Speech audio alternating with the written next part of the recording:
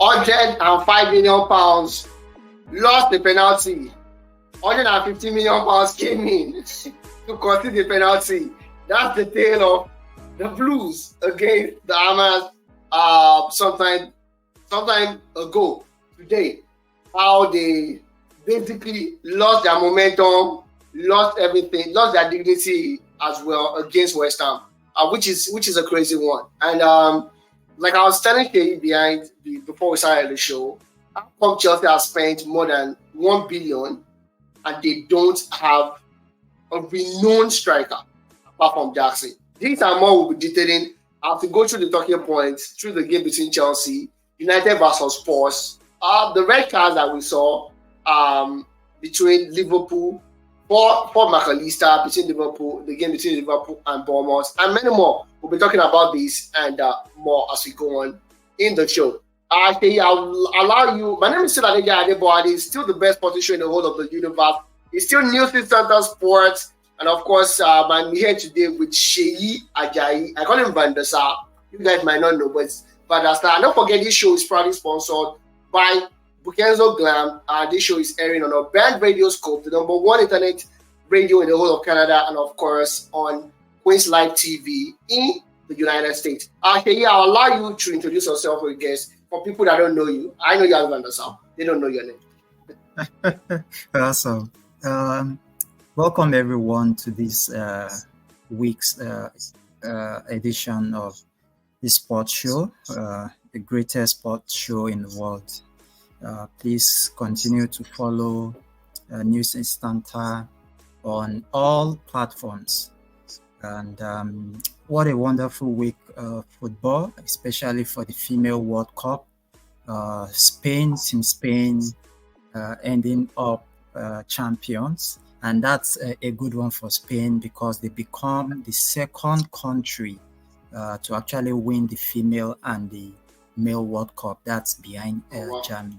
That was a fantastic one for them. It could have been the England female national team also because they have one World Cup, one male World Cup, and they're actually looking at making, the second country. But unfortunately, they came up second to the Spanish female national team. Congratulations to them.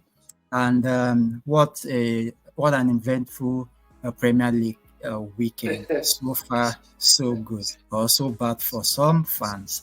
And I would say, in terms of the Chelsea, what's it called, conundrum, I think there's a little bit light from what I can see so far, so good, but they are not there yet. Maybe they need some more time to gel together. But so far, they've spent quite a lot of money, and that is a big ethic for Pochettino at the moment. We'll discuss all that more. All right, perfect. Thank you very much for that, Seyi. And of course, we'll start with the Female World Cup, where Seyi rightly told us how Spain won the World Cup, even though they lost one of the a penalty kick in the match. I feel they deserve champions, and the life of me cannot forgive the Super Falcons. We had the chance. This English team definitely were not better than us that day. I feel we were better if we have taken our chances. Maybe, just maybe, we'll have been in the final, or at least in the third place of the Female World Cup. But you look at the Spanish national team, the female, there's a bulk of Barcelona ladies. And that resonates with us and with how Spain won the male World Cup as well. It was a resonance of all Barcelona players as well. Except probably for a few of them, players like Capdevila, Sergio Ramos, and maybe Iker Casillas, just to mention the three of them. And you see that replicated in this in the female version as well. How big is Barcelona's influence in the national team, their football philosophy, and how much credit should we give to Johan Cruyff? Who definitely, for me personally, I feel is the father of modern day football and modern day Barcelona football, or should I say tiki taka as we know it today? Yes, Debo, we have to give a big kudos to obviously the great Johan Cruyff. Also, we've seen quite a lot of philosophies that have been passed along, the line, and some people tend not to carry on with it, or some people tend not to make good of those philosophies. But we can see in Barcelona that is different. They stuck to that. In fact, to the point that they keep refining the particular philosophy to get the best out of those teams, to get the best out of the players, and see what they've churned out over the last, let's say, 2 decades in terms of male football. Now we are seeing it replicated in the female football. So that makes it even much more special, right? If you look at the female team, they play exactly what their male counterparts, the way they play, the way they pass the ball, the way they expand the field. You see the fullbacks running full length, busting down the touchline. It's a joy to watch as a football lover. And when you see that in the female football, it sends a particular message to us that we need to also show some attention to female sports. I think they need to bring more money into that particular aspect of football so that we can, so that we can develop the female football sport also. It's very important. Seeing that from the Barcelona team and now the Spanish national team. As a football fan, to be sincere, Debo, it's a joy to watch that. Looking on the night, you can see that these guys are actually like a yard ahead of the English girls. Their passing, their transition, their football sense. I think they were just better than the English national team. And I think it's a good one for them to win that competition. The English side won the European competition, I think, last year. So I think it was quite fantastic for the Spanish national team to win this. Kudos to the Barcelona Academy. I think they should try as much as possible to continue this, to develop these players and develop the next generation, so that others can also take a cue from it. And from there, who knows, the female football might also one day, maybe a little bit match up to the male. Never going to happen. That's never going to happen. But of course, it's going to be a big one. Olale, if you are here, just say hello to the fans. Let me be sure you're here with us. Yeah. Okay. Hello, everyone. Can you hear me? This is Wale. I can hear you. Welcome to the show. Sorry for coming late. Okay, so the topic you're actually discussing, well, congratulations to Spain. A tournament well deserved. A couple of things. I think their growth in female football was actually very, very rapid. Unlike the English, they've been around for a couple of years, trying to develop whatever. They were in semi-final of the previous 2 editions. Yeah. They were in the final of the 2 previous editions, but the Spaniard, this is their 3rd edition that they are participating. So what we say, as at 2010, the Spanish national team there were nobody as far as female football is concerned. So it's actually a big kudos for them for the the kind of rapid development they've witnessed in the last 10 years. And so even think that they came to this tournament with like 5 or 6 of their very good players not making the tournament because of the issue they had like a year plus ago. Like 15 of the players revolted against the coach. They said they can't play under him due to some certain things here and that. Despite the fact that they won today, what you saw was not a united Spanish team, and that's what made probably the victory a little bit more Sweeter. What do you call it? A sweeter and a little bit like wow, as in a bigger achievement, like for a team that probably missed out on some senior players. Their core players, and even going to the tournament, not being united and still being able to come out on top. Kudos to them. And for me, I think the bigger picture is looking at most of those games, how close they were. The good thing for female football now is we have like 8, 9, 10 teams as at today that go into a competition on their own good day can be champions. The Spanish team, when their game against the Netherlands in the quarterfinals went into extra time, it could have gone either way. The game against Sweden went into extra it ended in 90 minutes, but it was so close. Again, against England today, the Spanish were probably the better side, but probably on another day, it's a game the English could have won. So for the female football, for you having like, and we have Germany losing in the group stage. Likewise, Brazil, then England losing in the second round. So it's good for female football, and I think it's more enjoyable now seeing them playing. The game is faster, more technical. The goalkeepers are better. I think it's a matter of time before the money will start coming in. Now you can watch the WSL on TV now. Years before, you don't have access to that. Same thing as the female version of the UEFA Champions League is always on YouTube now. So I think gradually they are getting there.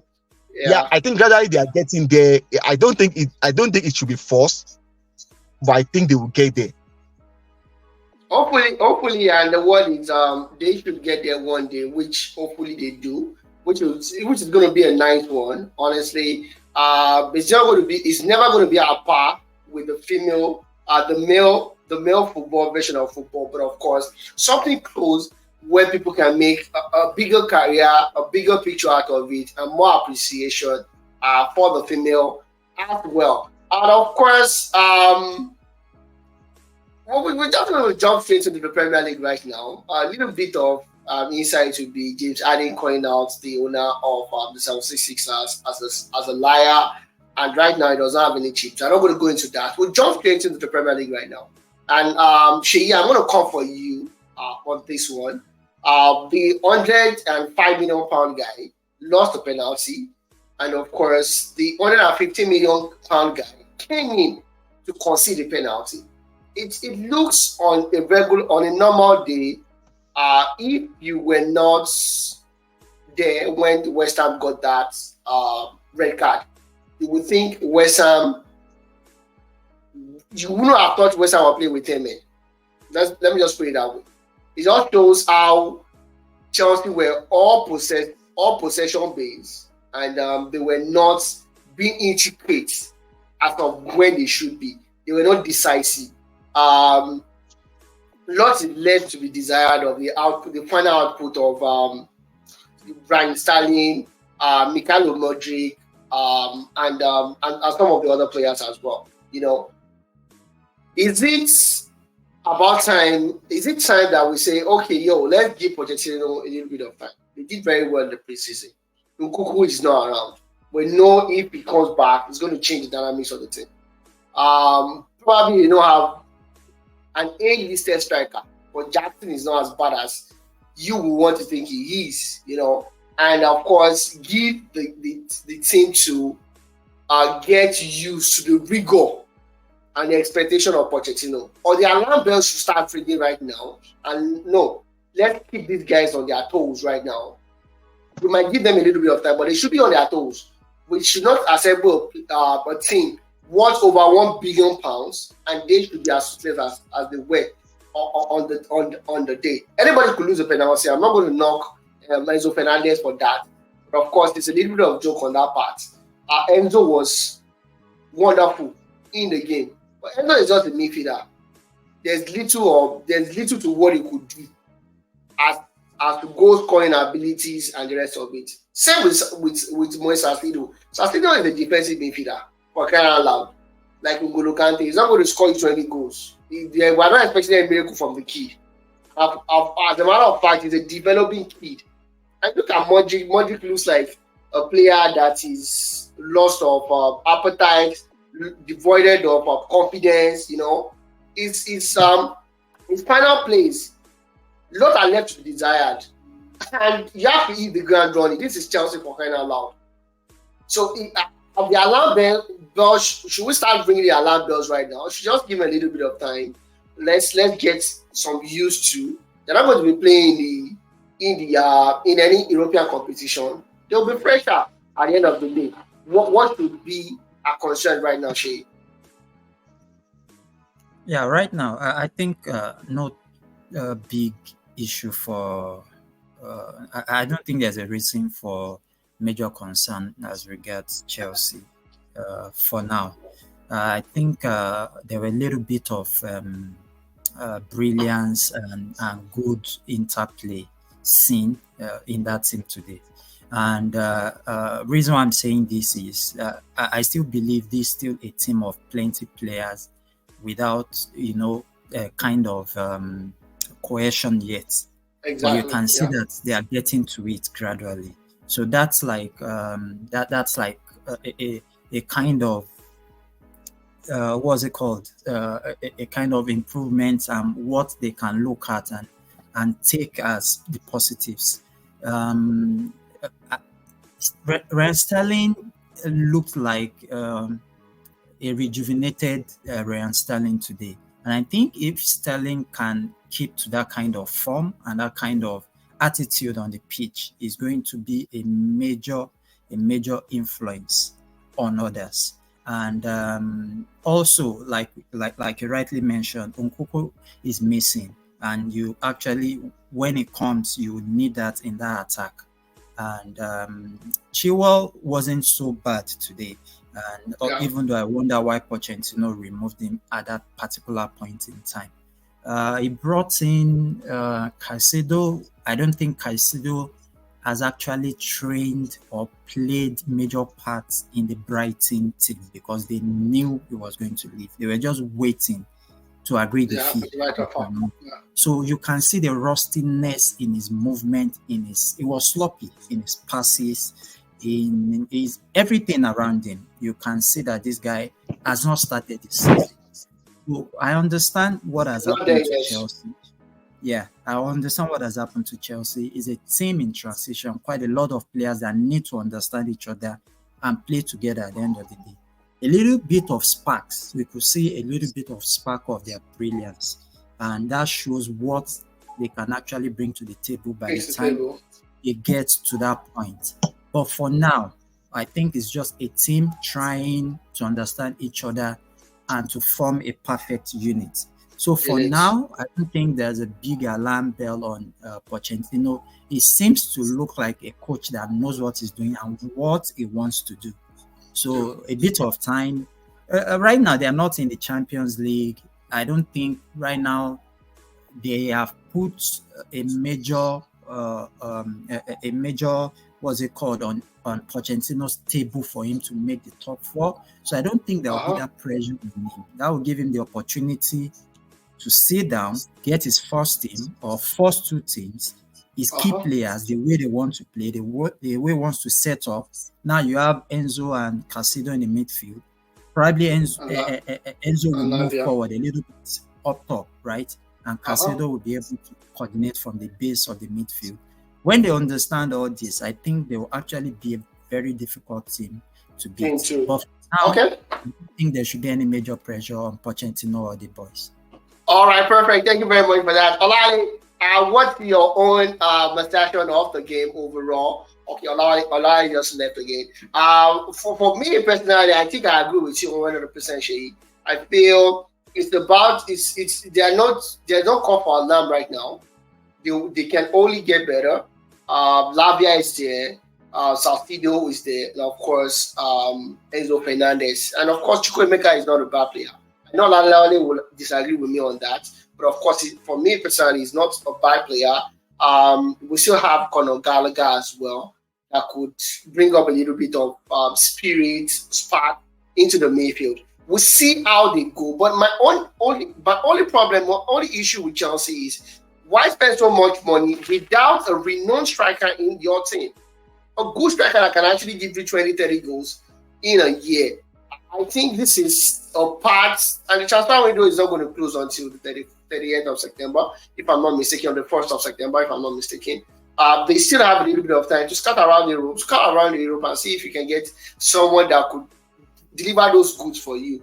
Depending the time when Nkuku comes. When Nkuku comes and you have Nkuku scoring 15, 20 goals, and you have a top striker and score 20 goals as well, that would definitely go a very long way.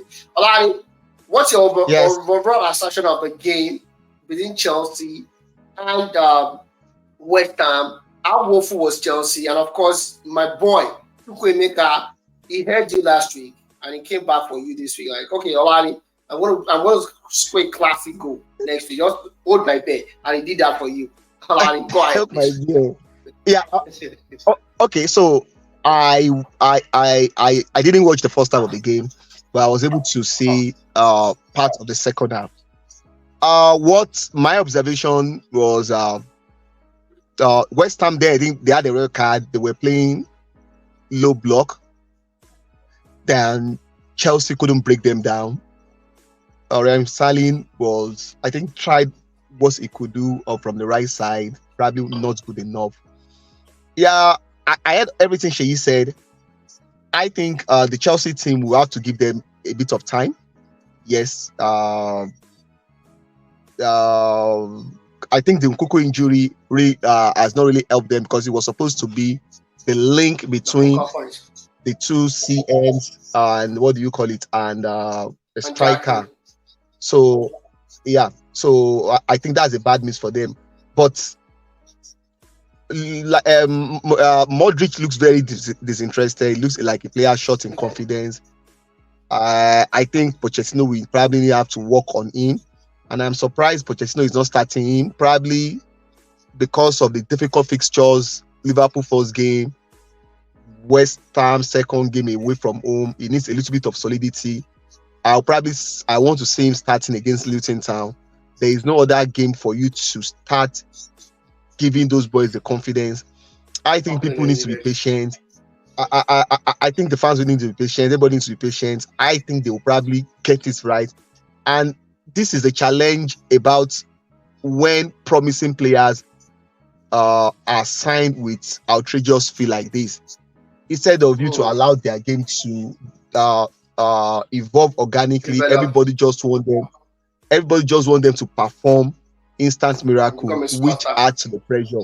So I think Pochettino will have to manage expectations on the part of the fans, and I just think they will get better with time. I think that this West Ham fixtures probably came just too early for the team, considering the fact that Caicedo said himself did not start the match.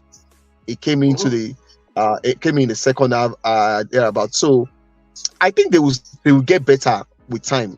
I think it's not yet time. It's not time to panic now. I just think the next set of fixtures looks very easy, and I think it's going to be the perfect time for them to build momentum and build, what do you call it, confidence. All right, perfect. I can agree less with you. Like I said before, I feel Chelsea, for me, I tip them to be in the top four. Honestly, ahead of Newcastle, because no European championship for them, and of course, Pochettino is used to the Premier League, and these kids that I see every weekend, they are not bad. They just need to get it right, and once they do get it right, we could see another Southampton or another Spurs or years on our hands. But I'm going to stay with you. I'm going to talk about the Spurs United game. Spurs have a Richarlison that takes his jersey off for offside goals more than actual goals. Son is their best player, as a matter of fact. And you say about Basoma, yes, Basoma, that last year was devoid of confidence. Conte was not using him until Angios came in over the summer and started starting him in the preseason games. And you were not sure what you expect from him. The same with Sarr. Many people expected Oliver Skip or even Holberg to be on the pitch as a matter of fact. But he decided against that. Started Bisroma and signed in the middle of the park. And they bossed United.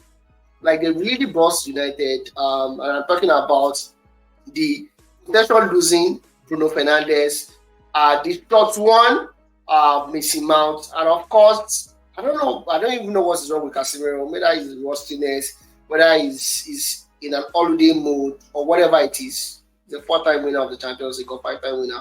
I'm not going to abuse him. And of course, Casemiro in the middle of the park. But they look as if they were in disarray. Same goes for the guys up front. Garnacho was woeful. He looks more like an understudy player, more than a player that should be starting. The trial of Rashford through the middle, like I always say, is not good. Just keep him on the left forward for crying out loud. That guy will never make it and stop like that. And of course, Anthony, we know what Anthony can do. He has a weaker left foot, but his decisions are left to desire. And of course, the guys at the back played well. Even Onana played very well. I'm not going to also the guys at the back for the goals conceded, including Martinez that had a home goal. And that was a summary of what United presented on the day. And Bruno came out to say, "Oh, we were supposed to get a penalty." And I'm like, "Yo, you were supposed to concede a penalty against Wolverhampton Wanderers." And that victory that gave United the 3 points, it actually marked things. We were not seeing those things that we're seeing. Like, oh, United had the 3 points, they would always dig out the results. But these brought us back to reality. And realistically, is this like a protest on ETA side? Like, yo, I need some more players, especially in the middle, more bodies in the middle. Because I strongly feel as malign that Fred is, I feel if Fred was around, United probably would not be as woeful as they were in the middle of the park. I feel Eriksen to be the creative lead in the middle, because without Eriksen and Bruno losing possession at every given chance, it's going to be a problem. Fred will have been able to mop up all those deficiencies. What's the overall assertion of this United team as is today? Okay, I agree with virtually everything, most of the things you just said. But I think after the Wolves games, I started putting some things down. Whoever watched the game very well realized that there is a big problem. If despite the one's new victory, you shouldn't get carried away with victories. Like I always say, sometimes, as much as yes, the purpose of playing a game is to win, but at times performance matters. It matters because you can get away with one or two poor performance, but you can't get away with constant poor performances. It will come back to bite you. There is no way. So, and that's why sometimes, even despite the fact that team probably you look at whether a team eventually won a game or not. Sometimes I look at the performance and look at, okay, is this thing? Can you repeat it? Is it achievable? Like, can you do it all over and over again playing this thing? So taking a look at it critically, I think the team looks unfit and it's a bit worrisome. There was a preseason. What were they doing in preseason? Was it that these players look like they've eaten too much or what? I think the preseason should have, or the essence of preseason is to bring you into match fitness. So that one, I think it's an indictment on the coaches and the coaching and the coaching staff. The midfield issue. In my article I wrote for News Insider, I've already said this when I was trying to review. What do you call it? The signings United made. And also, like it's a no-brainer. There is no agenda against what do you call it? Mason Mount. I just don't think he's the right player for that squad. We saw the team last season, and we saw how different the team was anytime Christian Eriksen play from that deep position. And don't let us get it twisted. That deep position is not Eriksen's natural position.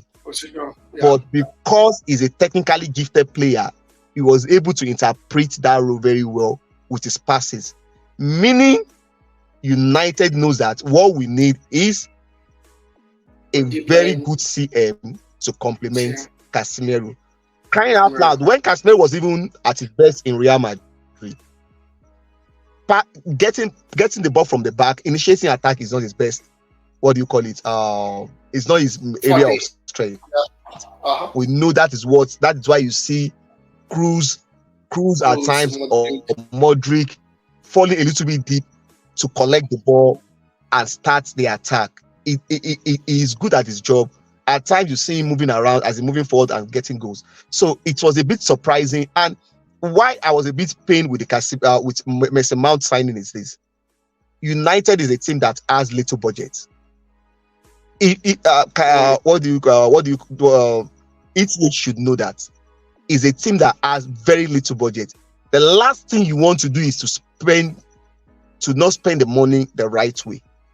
Because you are not going to get the luxury of you can't get the luxury of Chelsea, or let me say City, that if a player doesn't work this year, they can afford to sign another one next year.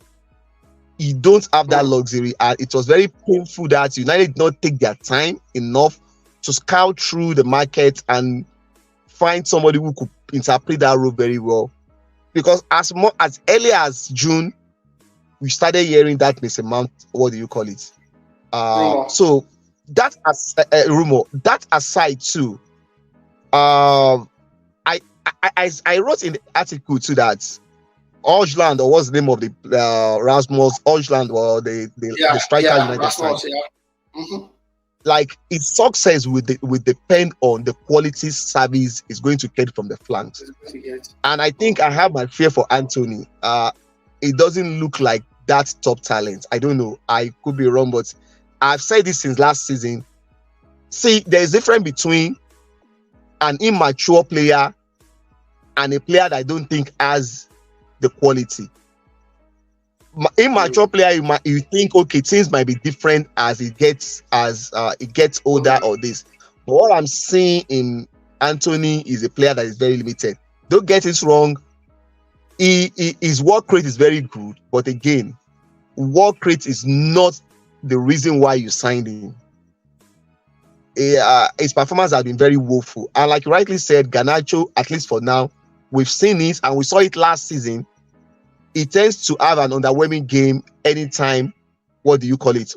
Anytime it starts the game, I think it's better off. So coming up the bench. Everything in all, I think I was not shocked. I was not surprised. I saw this coming. I saw this Jode performance coming because I knew the midfield was going to give a lot of problem. And even the back four, Wan-Bissaka, as good as it might be defending, again, you cannot build an attacking team with a Wan-Bissaka on your right foot as your right fullback. I know what I'm saying. And you can't. I think Wan-Bissaka cannot invert, because what I think United is trying to do is to cover for whatever Mason Mount, with the way Mason Mount and what do you call it, and Bruno Fernandes, the way they were occupying that high position, is trying to use Mason Mount. Is trying to use Wan-Bissaka or Luke Shaw to invert into the midfield to cover up. I don't think Wan-Bissaka is built for that. As much as Luke Shaw is even a little bit more boomer, I don't think that also is his area of strength. Yeah. And and looking at what do you call it from, and again, to be fair to him too, to an extent, the whole squad is lacking, and I think it's an indictment on the people running the team on day to day. Maguire is not leaving because United has offered him. They've given him a bad contract before. I'm sure. Yeah. Yes, and that's the reason why players like Marcia, what do you call it, even Phil Jones, for so long, the club could not sell them. You know why? Those players refuse to move. They would rather enjoy their United money than just go and go. So Exactly. That is and United, and immediately their contract remains 1 year. United fooling themselves, feeling you don't want to lose them on free transfer. They will now give them another extension, and the boys keep enjoying whatever they are enjoying, because sometimes I think at this stage for some of those guys, football is not the most important thing to them. So I think their inability to clear out a lot of these players is preventing them on getting some other players that could have helped the team. So Ten Hag will have to look inward from what he has. I think he needs to figure out some certain things. Pelestri, I will advise him, Pelestri should not go on loan. I think Jordan Sancho and Pelestri should be given chance to play from the right side. I understand the fact that he signed Anthony, and we know the way coaches always have, like, the last thing you want to admit is that the player I signed has failed. But at times you need to be very realistic to yourself. If it's not working, it's not working. If it's not working, it's not working. I think Pelestri has something a little bit different in him. It looks like those old-fashioned traditional wingers who could probably put in crosses in, and I think that could probably work well with Hodgland when he comes back. And for that signing too, it's a bit questionable. For it's like I said, you have limited resources, and I think they eventually signed for something close to £75 million or something like that. Yeah, £72 million. You could have just added money and buy Victor Osimhen, more trusted and tested, or even just go for Harry Kane. Now the boy, they are saying something about his fitness, whether they are not sure whether he could play 2 games in a week. Why taking gamble? It's just a mismanagement of the transfer window on the part of ATH and the board himself. And he has to look inward, because it's not going to get easy. You have Arsenal in game week 4, and Brighton is coming for you in game week 5. Those boys will not pity you. And if you go 2 out of 2 wins in 5 games, the pressure will start mounting on him. So he needs, in whatever, I think he needs to make a little bit of changes. Pending the time, he needs to do some tactical switch, something that gives the team a little bit of defensive solidity, and find a way just to. For me, I think he needs to look inward, because it can't depend on signings. I'm not sure he's going to get any new signing except United are able to sell some of those players, Maguire or McTominay or wherever. If those are not leaving, he's not going to get it. So he needs to look for the solution inward, because it's not going to be easy for him. As much as Liverpool has not looked convincing, they are getting to where they need to get to. Chelsea will get better on the long run, and Newcastle are not going away. And again, don't even rule out this Tottenham Hotspur team. So he needs to get things right as soon as possible. And for me, it's for him to look inward. He must not look, because if he's focusing on whether he's going to get any new player, he might not get any new player. He might not get the player he thinks he might get. Yeah. All right, perfect. Saying, I want to come to you now. It's looking inward would have been looking at the Minor. I don't know if I'm getting the pronunciation well, but the guy is a pretty solid center midfielder that has enormous work rates, could do so many things, start attack, break up plays, and complement the guys in the middle of the pack. And of course, they definitely need someone that week in, week out can produce creativity in the middle of the pack as well. If you were to advise ETH right now, what would be your advice in terms of maybe if you want to get a creative midfielder in Europe right now, or you want to look inward and look for a player or whatnot? What would be your advice to ETH right now? I think my advice, just like I mentioned earlier, at pre-call discussion, I think the first thing is to drop Mason Mount. I think Mason Mount, for now, is not making that midfield tick. We've seen what these guys did last season, and I still believe he's still in a way, something he should start with. I think Mason Mount should be dropped to the bench. He should grow into that team gradually. He has tried to, throw him in the deep end straight away. It's not working. From preseason and now, it's not working. So I think the best thing is to drop Mason Mount first. And Eriksen on the pitch, and I also think it can change something about the attacking line. Eriksen can still play deep line with Casemiro, then stuff your midfield. Bring Sancho. For now, I know there's no Mino cannot come back. Mino is injured at the moment. But I think if he stuffs that midfield with the likes of Sancho, Bruno, and Rashford, those are attacking options. He played Sancho as a striker like almost 3 times out of the 5 games they play in the preseason. So I was wondering what he was trying to do, false 9, or trying to just play the boy out of position to confuse the defense. I think this is the time for him to utilize that. He should bring Sancho back into the starting lineup and see what he can do until he gets in additional players. He's trying to sell out the likes of Van der Beek. Get those guys out and get Amrabat in. Get players that Amrabat will not be so expensive, right? Exactly. But he just needs to, because of the tight budget, he needs to sell before he can buy. So right now, he needs to make sure he gets the Dutchman out. I don't know what they want to do about Maguire's case. Maguire wants to go to Real Madrid. He's leaving for only. And I think McTominay is another one. If you want to get him out of the way also, so that I can get in reinforcement into that.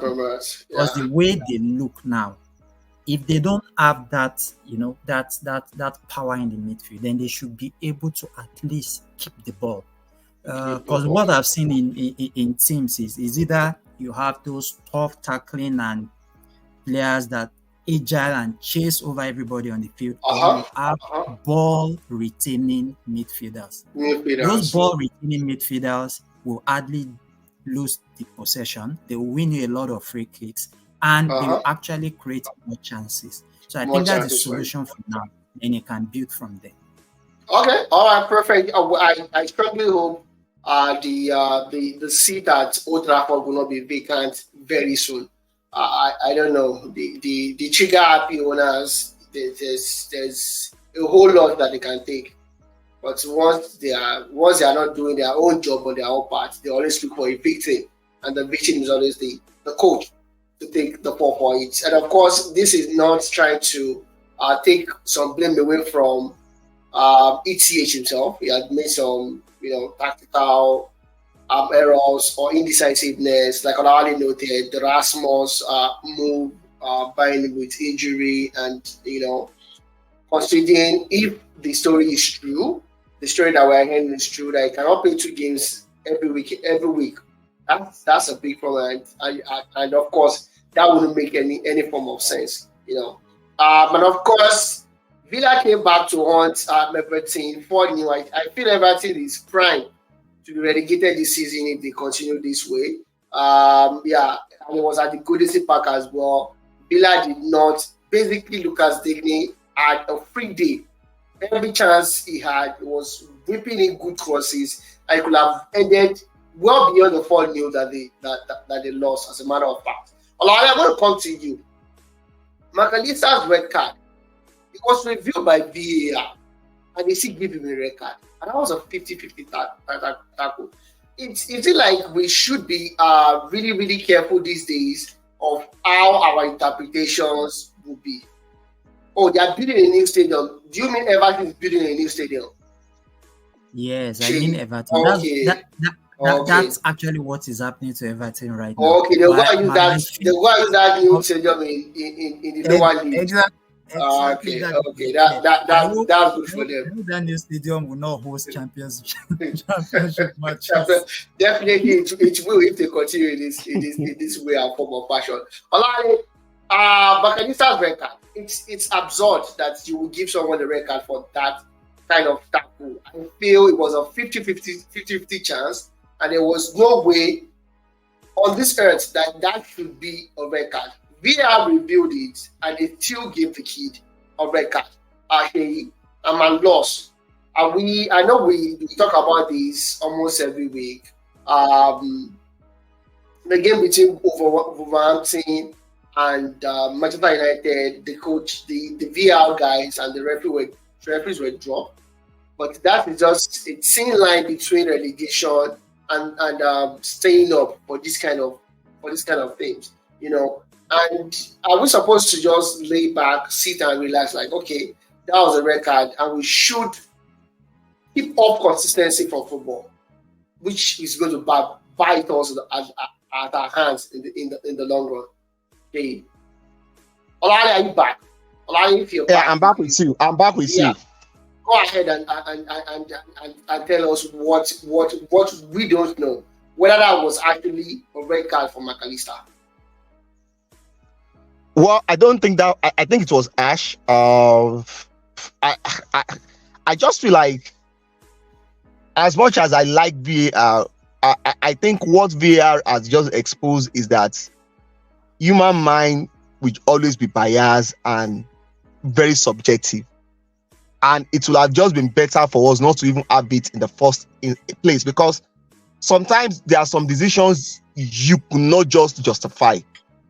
Like, I don't want to give an excuse. You could see, like, when people were making noise about the United game, like, oh, against Wolves, they didn't give them the penalty. Wolves the penalty. Yes, of course, they want to favor United. I was just laughing. I said, don't worry, it's just a matter of time. You could see yesterday's game, like, yeah. If that ball was not an arm ball, which one was going to be an? There was the definition of arm ball again. So, and the McAllister thing, I just think it's just too harsh. I think it's too harsh. I think subjectivity comes a lot into mind of these people, and at times probably they read the mood of the game. They feel like, no, we can't just award this one. It's because whatever decision they are taking now in the the VAR room, I think goes beyond the interpretation of the game. I think it's more of, this situation of the game, this one could cause a backlash, this one could be this. I think personal bias and judgment, rather than the interpretation, the law of the game, is the one that is influencing most of these decisions, because you can't just understand it. I don't think that McAllister, this thing should be a red card at any point in time. All right, perfect. Alana, I'm going to stay with you. Endo came in, and Endo looks home and dry. It looks solid. I was skeptical. And just because we did not talk about this, Chelsea actually bullied Liverpool. I've never seen this in the history of football. I've never seen anybody do this. A club doing this to a rival. They agreed for Salcido. Chelsea went ahead and bought Salcido. I think that was not enough. They are poor back option, which was Romeo Lavia.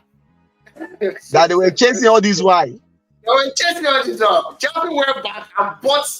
It's like a sabotage, if you ask me. Like a sabotage that if we can't allow you to have him because you are a direct competitor. I think they did the same thing for Modric, and it's a lack of direction on part of Chelsea. I'm not going to menace word about that. I think it's a lack of direction for Chelsea, on the part of Chelsea. They don't need Lavia. They don't have to do that to Liverpool, as a matter of fact. But of course, Liverpool lost out on both guys. They ended up with Endo, the 30-year-old guy from the Bundesliga. But when he came in, he started in coolly.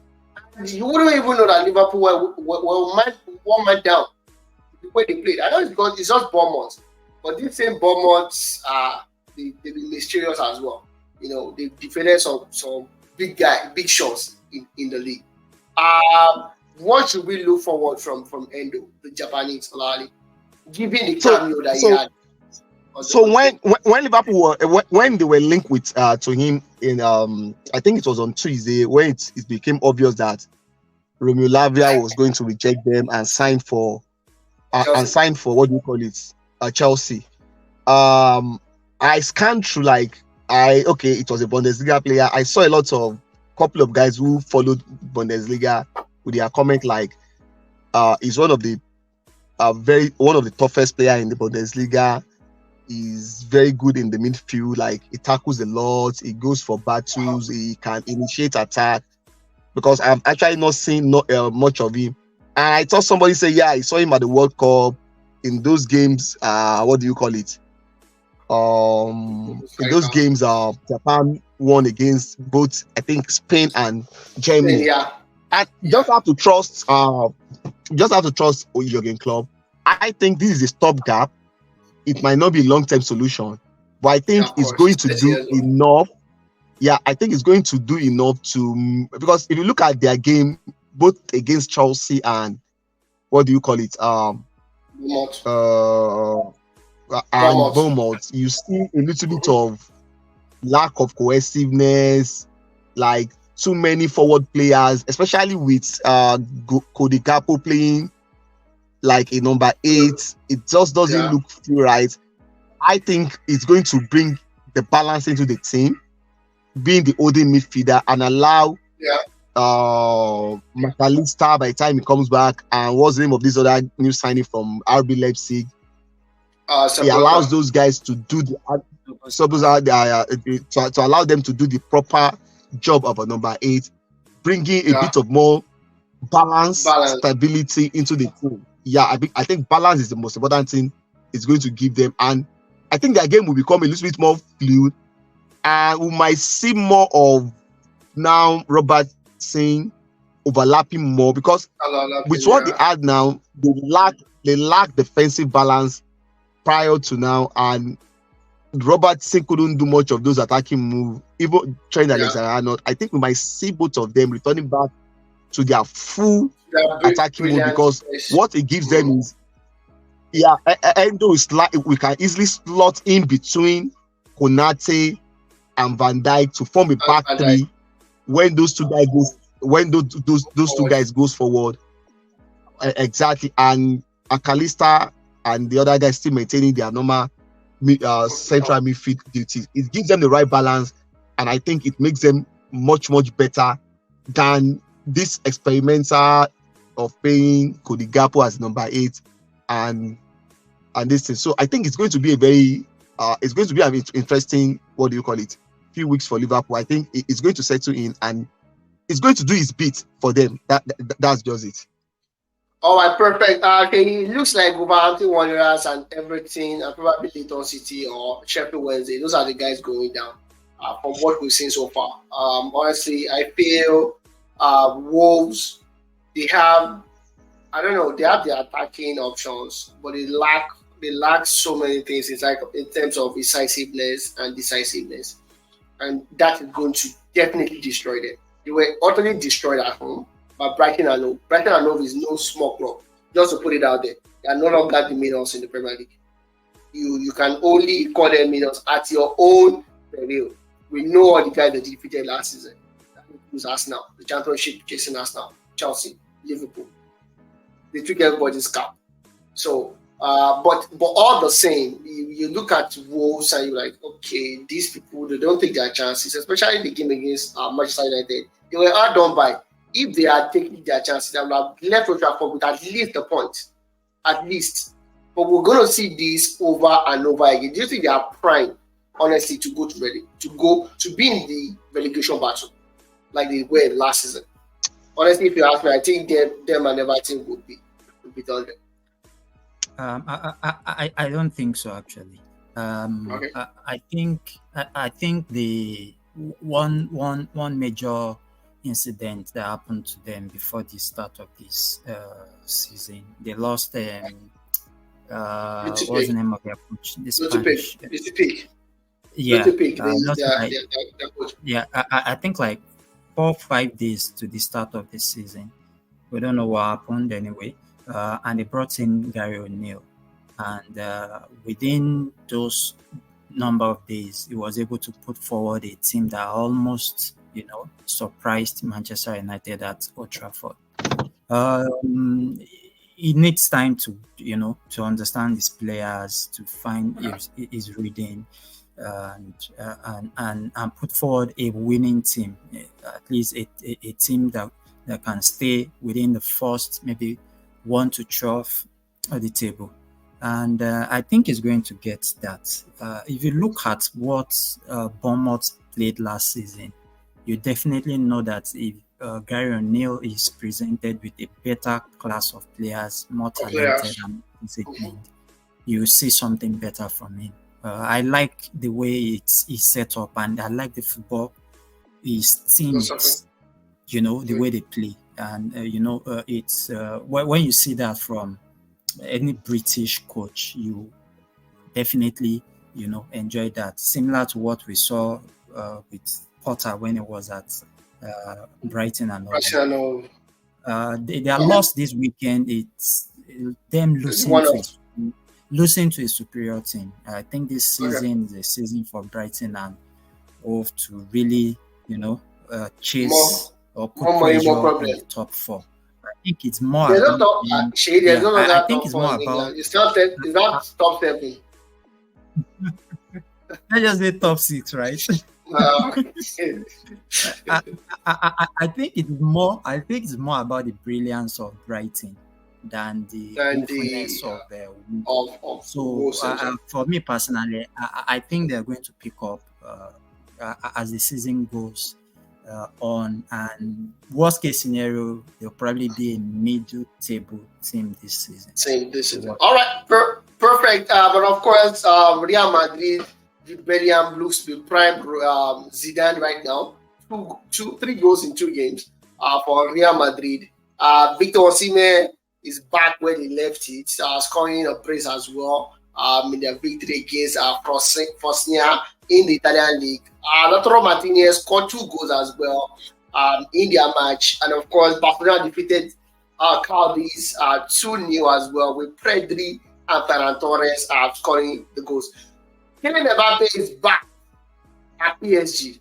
Olali, they said Real Madrid are raising a £103 million move for Kylian Mbappe. Mbappe, I thought PSG will be brave enough to put him on the bench and make a statement with it. Not because of whatever it is that is happening right now, just to show that who has the power. But they cannot. They brought him back over the weekend. They played a 1-1 draw. I've then made the right decision. I'm going to start with you, Wale, before we round up. Then I'll come to you, Shay, with the same question. Well, I think whichever way you look at it, I understand where you are coming from in terms of disciplinary, from the discipline point of view. But I think it's just the right decision for them to bring him in.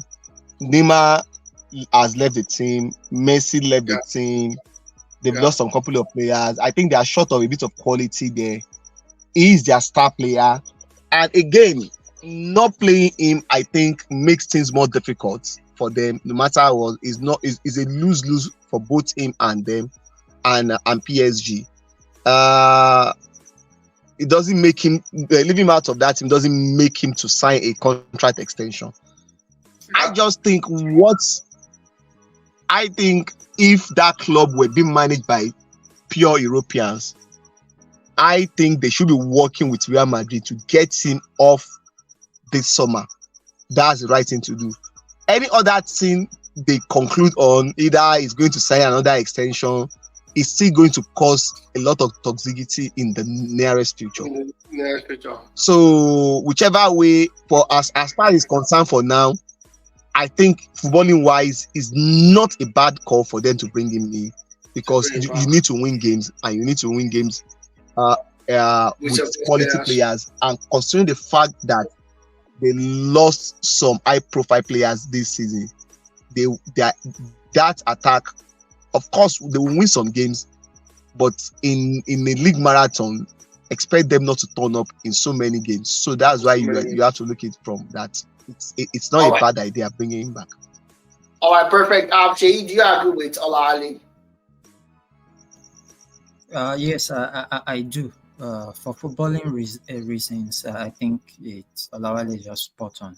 There is no point. You lost quality over the break.